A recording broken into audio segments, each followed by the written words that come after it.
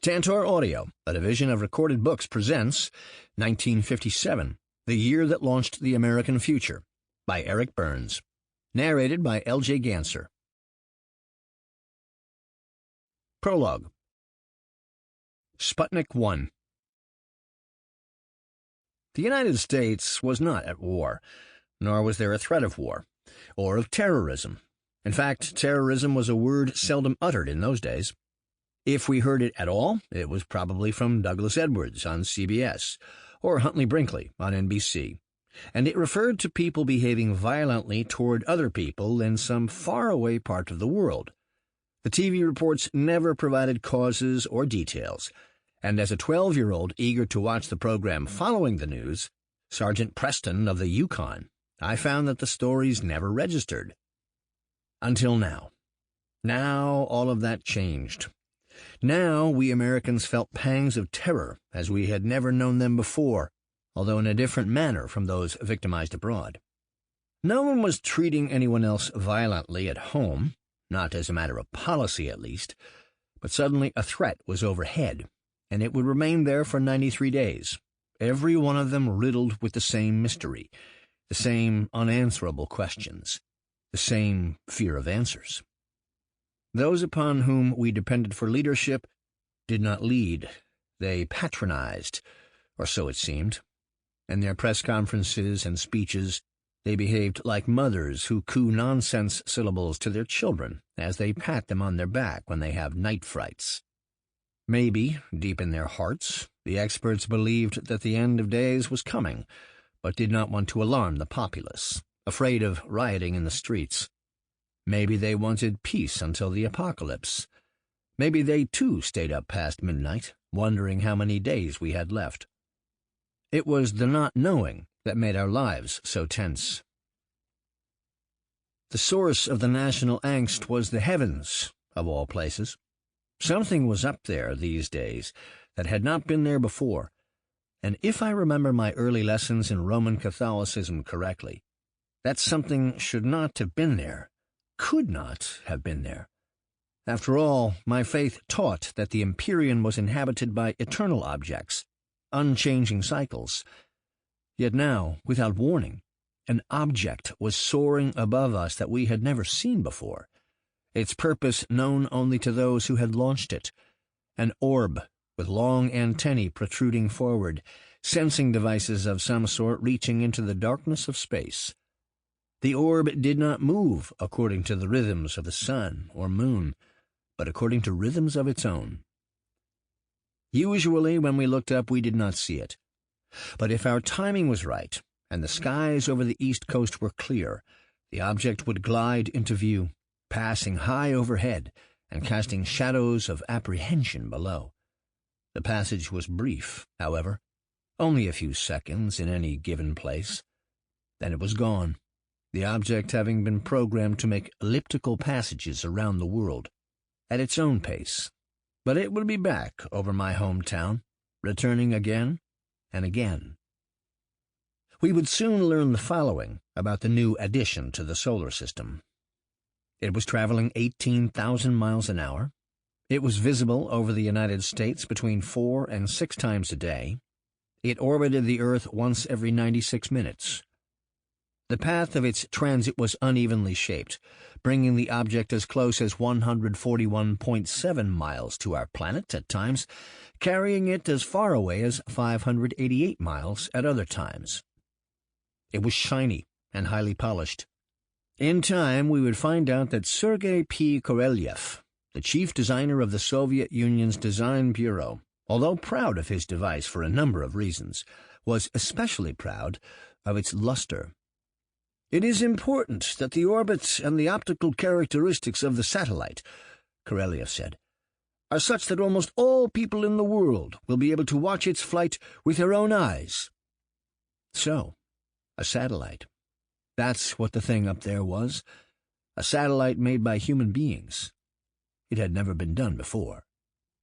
And we learned that it was perfectly round, except for 4 protruding antennae, shooting out like unwavering contrails.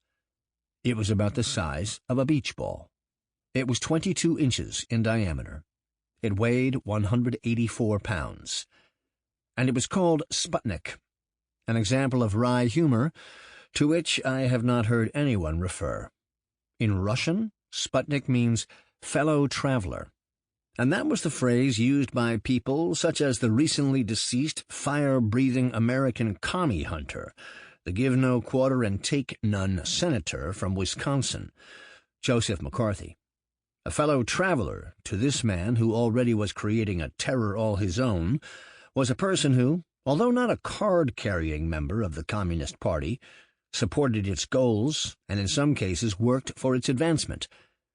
And so Americans wondered, when would Sputnik start dropping bombs on us?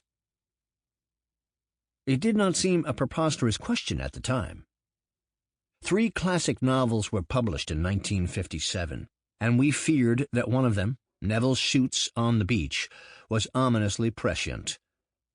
As Shute's tale begins, nuclear bombs have been dropped in the Northern Hemisphere. The radiation is drifting slowly southward, killing everyone in its wake. Thus, Australians will be the last to go, and will have the most time to consider mortality and its end, inevitably approaching. The beach will be their final place of refuge, before they walk like zombies into the ocean. Shute's book, according to the New York Times, was the most haunting evocation we have of a world dying of radiation after an atomic war. But what is haunting about it is not ghastly scenes of death and destruction, of graphically described violence, misery, and human disintegration. It is, rather, just the opposite, the almost robotic acceptance of doom by scores of Aussies who have, at most, but a few weeks to live. Not much time. Better get ready. So much to do. It is this attitude, the response of the last people on Earth to the most mundane of moments left to them, that so unremittingly unnerves the reader.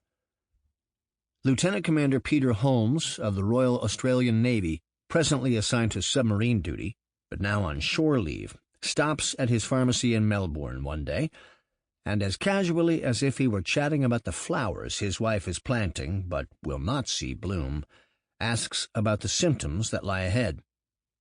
"Nausea," the chemist says. "That's the first symptom. Then vomiting and diarrhea, bloody stools. All the symptoms increase in intensity. There may be slight recovery, but if so, it would be very temporary. Finally, death occurs from sheer exhaustion." He pauses.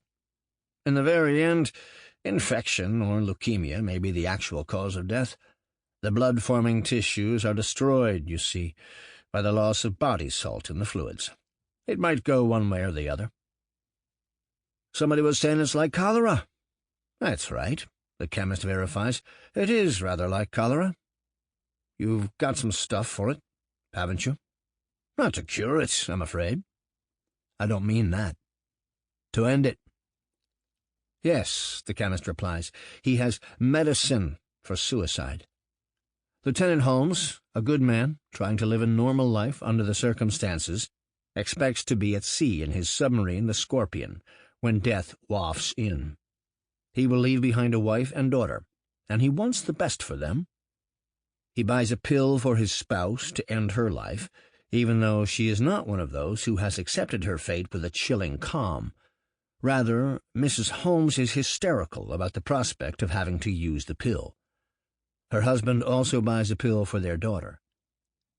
Being a youngster, the girl will require a more complicated means of bidding farewell to life, the chemist says, so he gives the lieutenant commander instructions to pass along to his wife on how to kill their child. "Why does she have to do it?" Holmes wants to know. "Well, can't have your wife slip away first," the chemist says. "Now can we? If she does, your daughter might be left to suffer for hours, maybe even days, and she'll be going through it all alone." The logic is ruthless. Did Americans believe the same fate awaited them in real life? The truth is that we didn't know what to believe, and it is likely that only a few of us chose a vision as grim as Shute's. Besides, the Royal Australian Navy had instruments to prove that clouds of radiation were on their way, and to measure their speed and toxicity. Americans probably had similar instruments, but they gave no evidence that anything unusual was in the air, fatal or otherwise. We had no reason even to believe that the gleaming beach ball posed an immediate threat. It was so tiny, after all. If it did carry a weapon, it could hardly do much damage. So, why was it circling us? What was it looking for? Maybe because the Soviets were advanced enough technologically to produce a satellite, they also were advanced enough to produce a miniature bomb as destructive as the big ones. On the day that Sputnik was launched, Neville Shute's apocalyptic novel was number 2 on the Times' bestseller list. For the next 2 months, as the satellite continued to orbit, the book continued to sell, with Americans eventually buying more than 4 million copies in the volume's first year in the stores. It seemed a grimly appropriate time to be reading so grimly hopeless a tale. Just as eerie as the sight of the object in the sky were the tones it emitted, audible by shortwave radio. The sound was a rapid-fire series of signals that, according to an NBC radio announcer, was the sound that forevermore separates the old from the new. It was a chirping in the key of A-flat that the Associated Press called the deep beep beep. Each beep lasted 0.3 of a second, with 0.3 of a second of silence afterward, the rhythm repeating endlessly over one part of the earth and then another and another. Most Americans didn't know what to make of it. Even some scientists didn't, not at first. Said Paul Dixon in a book about the Soviet satellite subtitled The Shock of the Century, the CIA, Defense Intelligence Agency, Army, Air Force, and other Western intelligence worked around the clock to see who would be the first to decipher the beeps. It is not certain which agency deciphered them first, but it did not take long for all to realize the rapid-fire toots of telemetry, an automated communications process that collected data from the invisible realms of the solar system and transmitted them to monitoring devices on Earth. But where was the information coming from? What did it reveal? For what purposes would it be used? No one in the Western world seemed to know. The opening of the space age, the newspapers called it. But looking back at 1957, more than half a century later, it scarcely seems possible. It was still a time of manual typewriters, black and white television sets, transistor radios, Mickey Spillane's versions of cops and killers, Archie and Jughead comic books, scratchy record players that played tinny mon-oral 45s, and pegged pants for the boys and bobby socks for the girls, and fedoras for the businessmen. And yet, despite what seemed like props from another era, the space age, which will never end, had begun. So much poorer would my adolescent years have been without little Richard. I did not understand what he meant by slippin' and slidin' or by rippin' it up. The heebie-jeebies were similarly unknown to me, and I certainly couldn't figure out why Uncle John thought long, tall Sally had everything he needed. But no matter. I knew how I felt when I heard him sing, and would later recognize him as one of the greats, a rock and roll pioneer with a beat like no other and a sound that could be mistaken for no other, his voice at once raspy and wailing. Surprisingly enough, he also was an ordained minister, but he did not have much time for that in 57. His true calling seemed to be creating the unrestrained excitement of his music, the raucous pounding of his keyboard, with occasional breaks to prance around the stage, like a pixie who had been attached to electrodes. As for his singing, it was like the blues, if only the blues had been happy. On the cusp of my teens at the time, I looked forward to each record by Little Richard as if it were a birthday present, although he usually would give me 2 in a year, maybe even 3. Like my other favorite singers, with Elvis, Chuck, and Fats heading the list, Richard's output was prolific, a new song every 4 or 5 months. As one dropped off the charts, another popped on. I remember in particular the song Keep a Knockin', music and lyrics by Richard Penniman, shipping date in August. It made my arms tingle, fingers snap, toes tap. It was not only true art, it was one of the singer's biggest hits. It was also one of the last songs he released before the Soviets launched Sputnik. That was the day the music stopped. Richard, born Richard Penniman, was playing a 2-week tour of, coincidentally, Australia. And one night, flying from Melbourne to Sydney, he looked out his window and swore he saw the engines on fire, or at least overheated. It's not clear. But all was well, because he also saw angels beneath the engines holding them up. Never before had his senses been so jarred. Then, on the night of his 5th concert in Sydney, as he performed before 40,000 people in an outdoor arena, he said that he saw Sputnik, having just become airborne, whizzing by overhead. But it did not appear to him as it did to others, assuming others even saw it. It looked as though the big ball of fire came directly over the stadium, about 200 or 300 feet above our heads. It shook my mind. It really shook my mind. I got up from the piano and said, "This is it. I am through. I am leaving show business to go back to God." That was the purpose of the fireball, he believed. It was a message from the Almighty, and the fact that, apparently, no one else had seen anything fitting Richard's description was proof that the message was for him alone.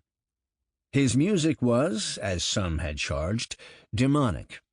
In the future he would sing gospel music, the Lord's songs. Never before had he been so shaken, but never had he been so sure. As for the problem posed by his contract, Richard decided to ignore it. A greater cause was involved here than mere legalities. There were 10 days of the tour left to run, Richard later explained. Our tickets home were bought on the basis of a 2-week tour, but I demanded passage back to the States for the total entourage 10 days early. The incredible thing is that the plane we were originally scheduled to return on crashed into the Pacific Ocean. That's when I felt that God really had inspired me to do the things I did at the time. They included finding a pulpit to share, perhaps even one of his own. They included signing a contract with a gospel recording company. They did not include rock and roll, which he not only wouldn't sing, but wouldn't even listen to anymore. Little Richard was gone. Long live Reverend Penniman. What would it take, I might have wondered back in 57, for him to make the return trip from altar to stage? As far as the satellite itself is concerned, said President Dwight David Eisenhower, his typical ineloquent self, in one of his few public utterances about Sputnik, that does not raise my apprehensions, not one iota. I see nothing at this moment, at this stage of development, that is significant in that development as far as security is concerned. It was nice to hear, but if it was true, why had the president done what he did before cooing to the nation? Eisenhower's first response to Sputnik was to call a meeting with the appropriate officials from the Defense Department to review American missile development and find out how the Russians had won the race to space. The backbiting and blame-fixing had already begun, the day after Sputnik, when 2 Army officers said that the Army had a rocket, Redstone, that could have placed a satellite in orbit many months ago. But the Eisenhower administration had given the satellite program to the Navy, Project Vanguard, and the Navy had failed. It was not just the Department of Defense from which Eisenhower sought information in the immediate aftermath of the Soviet launch. White House advisers admitted that the first full week following Sputnik's launch was one prolonged nightmare, with groups from Congress, the Pentagon, and Capitol Hill dashing in and out of the president's office. Apparently, though, Americans could do nothing other than let Sputnik complete its mission, and a headline in the Washington Post in the satellite's earliest days thickened the plot. "Sputnik could be spy in the sky," the paper proclaimed, and spies, after all, abounded in the 50s. Senator McCarthy was certain of it, and had been doing all he could to root them out, punish them, and make America safe again. It had been more than 4 years Since the Rosenbergs, the husband and wife infiltration team, had been electrocuted, but perhaps they had done some of their damage beforehand, relaying information that the Soviets would make use of in the future. Maybe they had even helped send Sputnik skyward. But newspapers were not the only medium that reacted more dramatically than necessary. The Dean of Broadcast Journalism, CBS's Edward R. Murrow, thought that the key men in Washington had not the imagination to understand what it would mean for the Soviet Union to launch its satellite first. Edward Teller, a physicist known by many as the father of the hydrogen bomb, declared that the United States had lost a battle more important and greater than Pearl Harbor. The highly respected legislator, Mike Mansfield, who would one day be the longest-serving majority leader in the history of the U.S. Senate, said, "What is at stake is nothing less than our survival." Some even expressed their views from the pulpit that the survival of the planet was at stake. "Don't be surprised, my friends," warned a Washington minister, "if he comes today." The news, as recalled by Richard Goodwin, later to be a speech writer for Presidents Kennedy and Johnson, was a bombshell. But should it have been? This, perhaps, was the most vexing question of all. If the U.S. government and the public had taken the Soviets seriously, they would have noticed that the Soviets had announced quite clearly years earlier their intention to place a satellite in orbit, and had even placed in American hands the means to track the satellite when it went up. Between 1951 and October 1957, there were more than 20 occasions on which a Russian or someone talking to the Russians issued a public statement that they were headed into space. No fewer than 25 articles in the New York Times during this period discussed, in whole or in part, Russian plans. The first Times mention came on October 4th, 1951, 6 years to the day before Sputnik, when Soviet rocket engineer Mikhail Tikhonov announced that Soviet technology was at least on a par with that of the United States and could well result in the launching of satellites in the not-too-distant future. Other reports from this period provided more specific information. They told of Sergei P. Korolyev's announcement to Communist Party leaders that the Soviets could put an artificial satellite into orbit before the Americans. It would be launched by an R-7 rocket, in which he and his fellow scientists had the utmost confidence.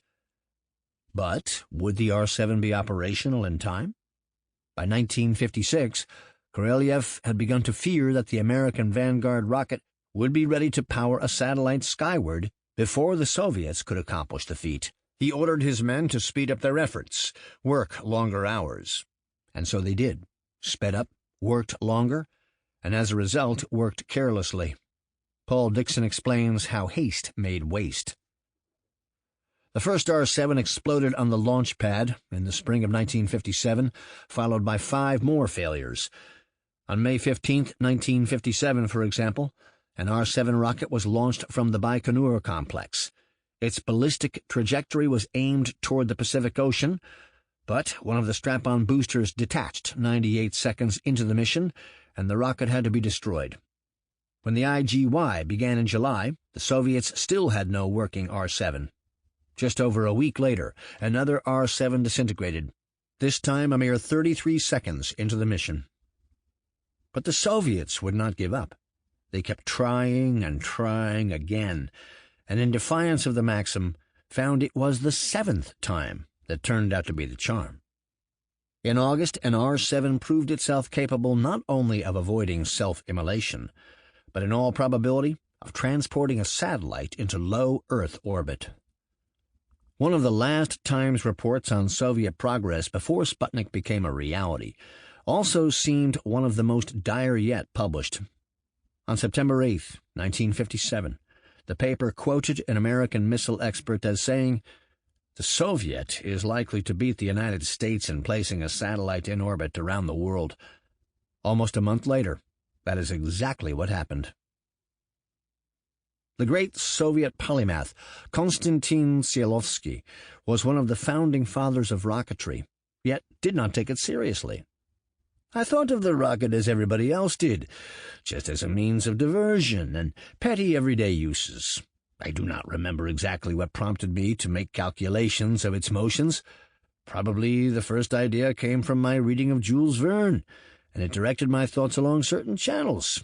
Then came a desire, and after that, the work of the mind. So this notion of putting a satellite into orbit started out not as the labor of the Soviets' greatest minds, but as the playfulness of men who had the greatest imaginations in other countries and applied them in earlier generations. More than likely, the first seeds of the idea were sown by the American author Edward Everett Hale in a novella called The Brick Moon. So impressed was President Ulysses S. Grant by the notion of a man-made satellite that he is supposed to have said, although probably didn't, that Hale's idea was the biggest thing since creation, save for the invention of bourbon whiskey and the Havana cigar.